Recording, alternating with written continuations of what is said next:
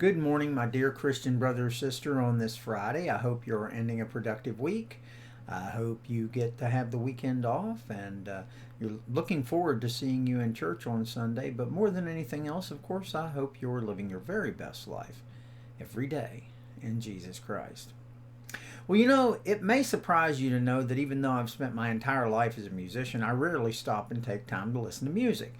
I suppose a lot of it has to do with just being very goal oriented. I try to make every moment count and seldom take time between projects to stop and relax, preferring to move smoothly from one task to another, often to the point where I barely pause for more than a few moments. But a part of it has to do with the fact that I find it difficult to listen to any music without analyzing it to death.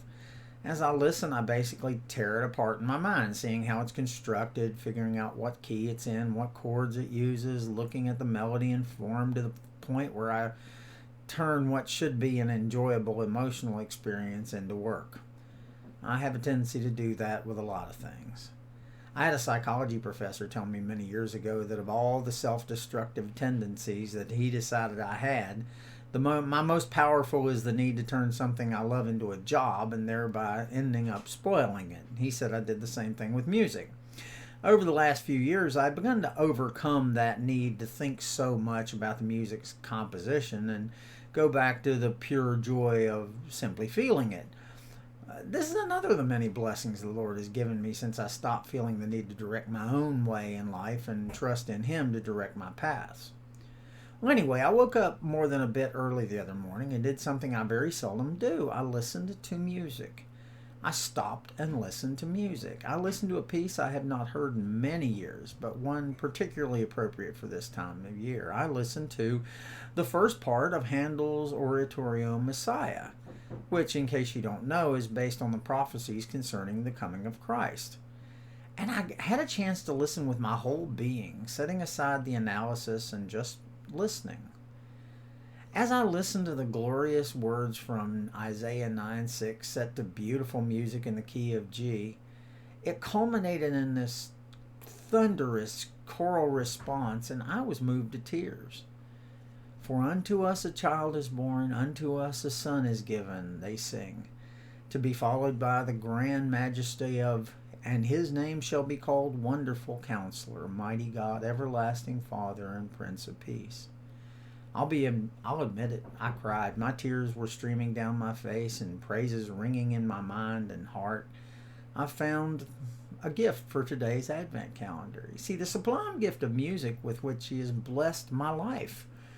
As a musician and a performer, I've always understood the ability of music to move us to emotional highs and lows, the power of its divine force to shape our thoughts. I thought I totally understood music's importance in our lives, and I totally understand why the Bible tells us we should sing songs of praise and worship and honor to our Creator and Savior.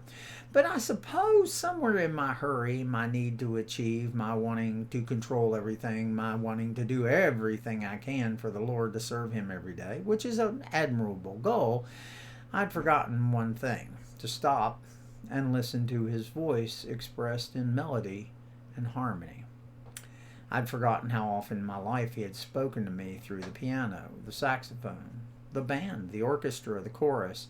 I'd almost forgotten how my first memories are tied into the worship of Him and His name and His glory and His wonderful works through music. What a blessing I received the other morning when I stopped and listened in an old but a new way, as I set aside the worries of the world for just a few moments and just listened as George Frederick Handel and the prophet Isaiah reminded me of the coming of the Messiah, the Christ child, the sacrificial lamb, come to die for the sins of the world, the risen Christ, and our coming King. See, I was blessed once again to rediscover an old friend and realize that my love of music is very much an expression of my love for God. And that music, like all good and perfect gifts, comes from the Father above. Anyway, I hope today you'll find that music in your life, that perfect gift that will inspire you to walk closer with the Lord. I hope you'll take a moment to set aside the worry and the doubt and the fear for just a little while and listen to heavenly melodies. See, He provides them for us every day. So just stop and listen for the music that prophesies our coming King.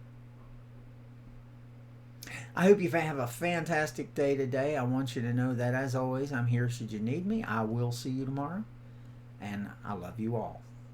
Bye-bye and Merry Christmas.